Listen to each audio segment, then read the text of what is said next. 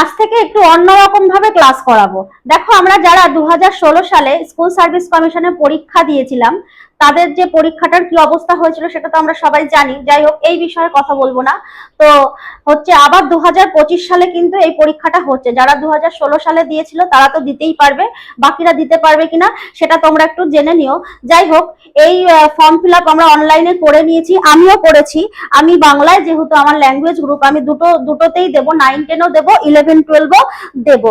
ঠিক আছে? তো যাই হোক, তো এখানে আমি যেটা বলতে চেয়েছি হচ্ছে 9-10 এর যে আমাদের সিলেবাস রয়েছে, 9-এ যা রয়েছে হচ্ছে বাংলা প্রথম ভাষা, দ্বিতীয় ভাষা আর সহায়ক পাঠ। ঠিক আছে? এই ক্ষেত্রে আমাদের টেক্সচুয়াল যা আছে তাই করতে হবে। 9-এ রয়েছে তোমার হচ্ছে সহায়ক পাঠের মধ্যে রয়েছে প্রফেসর শঙ্কু, আর 10-এর ক্ষেত্রে রয়েছে সহায়ক পাঠে হচ্ছে কোনি, আর তাছাড়া হচ্ছে বাংলা প্রথম ভাষা আর বাংলা দ্বিতীয় ভাষা, আর যে ব্যাকরণ সেকশন সেগুলো আমাদের রয়েছে। তাই তো এই যে সিলেবাসটা, এই সিলেবাসটা আমি যদি হচ্ছে এমসিকিউ লেভেল করে পড়াই, তাহলে যারা হচ্ছে এখন মূলত আমাদের ক্লাস 9-10-11-12-এ প্রচুর পরিমাণে স্কুলে যে পরীক্ষাগুলো হয় ছেলে মেয়েদের জন্য বলছি, তাদেরও কিন্তু অনেকটাই, কিন্তু ম্যাক্সিমামটাই এখন এমসিকিউ কোশ্চেনের উপর ডিপেন্ড হয়ে রয়েছে, তাই না? সব শর্ট কোশ্চেন বা 1 নম্বরের কোশ্চেন এগুলোই বেশি হচ্ছে।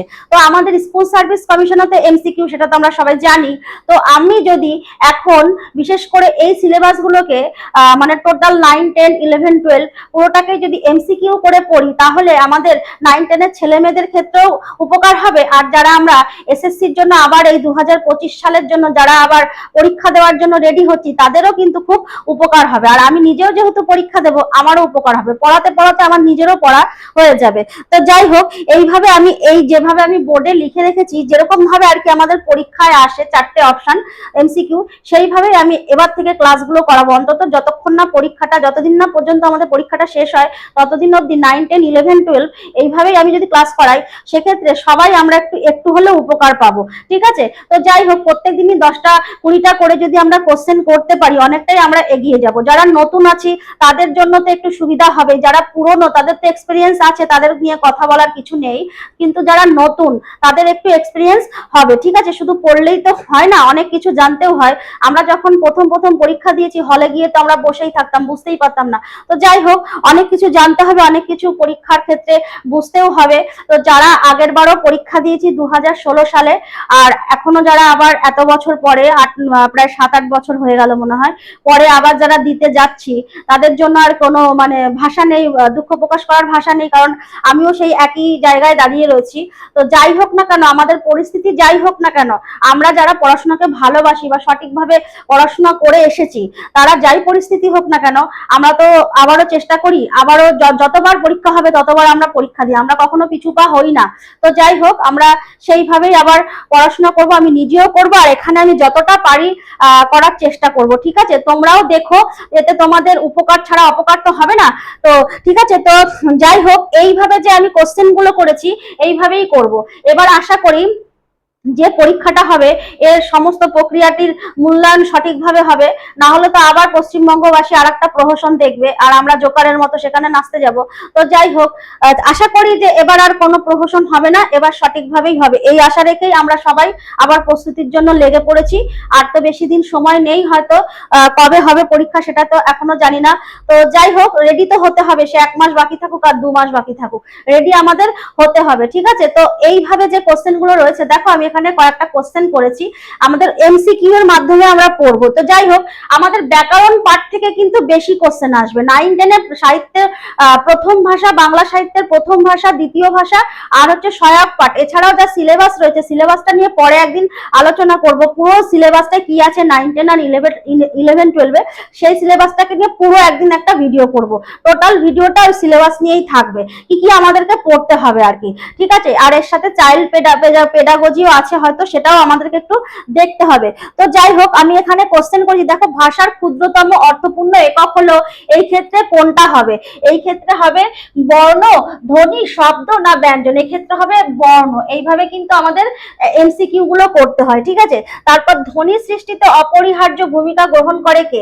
ধ্বনি সৃষ্টিতে অপরিহার্য ভূমিকা গ্রহণ করে কর্ণ, জিহ্বা, হৃৎপিণ্ড না নাসিকা? ধ্বনি সৃষ্টিতে অপরিহার্য অংশ গ্রহণ করে হচ্ছে জিহ্বা। জিভ জিভের মাধ্যমে আমরা কথা বলতে পারি। সৃষ্টিতে ধ্বনিটা যে সৃষ্টি হচ্ছে মুখের মধ্যে সেটা আমাদের জিভের মাধ্যমে হয়, ঠিক আছে। আর ধ্বনি উচ্চারণে কেন্দ্রীয় ভূমিকা গ্রহণ করে কে? কর্ণ, কর্ণ নাকি জিহ্বা নাকি হৃৎপিণ্ড নাকি ফুসফুস? ফুসফুস, এটা হবে ফুসফুস। ধ্বনি উচ্চারণে কেন্দ্রীয় ভূমিকা গ্রহণ করে হচ্ছে ফুসফুস, ঠিক আছে। তারপরে সিনট্যাক্স শব্দের অর্থ কি? বাক্যতত্ত্ব, ভাষাতত্ত্ব, পদার্থবিজ্ঞান না শৈলী বিজ্ঞান? ওখানে বিজ্ঞানটা আমি লিখতে পারিনি, এখানে লিখিনি, আমি লিখেই দিচ্ছি বিজ্ঞান, শৈলী বিজ্ঞান। তো এটা হবে বাক্যতত্ত্ব। সিনট্যাক্স শব্দের অর্থ হলো বাক্যতত্ত্ব। অনেকেই জানি। একটি মৌলিক শব্দ, একটি মৌলিক স্বরধ্বনি হলো কি? একটি মৌলিক স্বরধ্বনি হলো দীর্ঘই অ নাকি হচ্ছে ও নাকি হচ্ছে এ? মৌলিক স্বরধ্বনি হচ্ছে অ। মৌলিক স্বরধ্বনি কি? অ, ঠিক আছে। আর হচ্ছে তারপরে কি আছে? এটা দীর্ঘই হবে না, এটা রস্যই হবে। মৌলিক স্বরধ্বনি হচ্ছে রস্যই, রস্যই, ঠিক আছে। একটি অঘোষ ধ্বনির উদাহরণ কি হবে? একটি অঘোষ ধ্বনির উদাহরণ হলো হচ্ছে ব, ক বর্গের জ না গ? এটা হচ্ছে ব, এই ক, বি, ক হবে। একটি অঘোষ ধ্বনি হচ্ছে ক। বিশুদ্ধ ওষ্ঠধ্বনির উদাহরণ হলো প না ম না ক? এটা হবে ম। এটা না, এটা প। ওষ্ঠধ্বনি হচ্ছে ওষ্ঠধ্বনি প।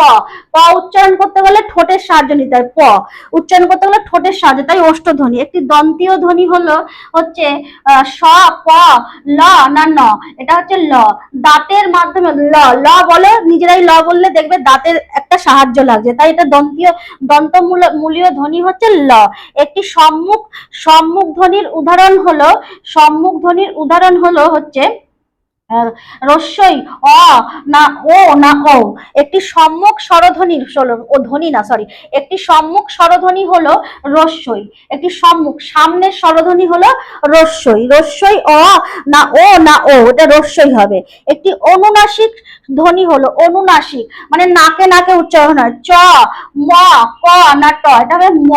অনুনাসিক ম, ম বলো, দেখো নাকের মাধ্যমে, নাকের মধ্যে একটা শিশিরানি অনুভূতি, ম, নাকের মধ্যে থেকে আসছে কথাটা, ঠিক আছে।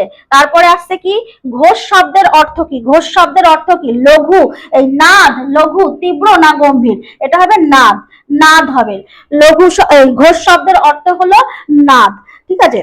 এইভাবে আমরা 10টা 20টা করে প্রত্যেকদিন একটু একটু করে আমরা এগিয়ে যাব। আর এই যে কোশ্চেন গুলো, এগুলো আমাদের ক্লাস 9-10 এর ছেলে মেয়েদের জন্য লাগবে, আবার আমরা যারা পরীক্ষার্থী 9-10 এর তাদের জন্য লাগবে। একইভাবে 11-12 এর ক্ষেত্রে একইভাবে কোশ্চেন করলে ক্লাস 11-12 এর ছাত্রছাত্রীদের যেরকম উপকার হবে, আবার যারা আমরা এসএসসির জন্য রেডি হচ্ছি, এসএলএসটির জন্য যারা রেডি হচ্ছি, 11-12 লেভেলে যারা পরীক্ষা দেবো তাদেরও উপকার হবে। তো আমারও উপকার হবে, মেনলি আমারও উপকার হবে। তো এইভাবে আমরা ক্লাসগুলো করবো এবার থেকে, ঠিক আছে।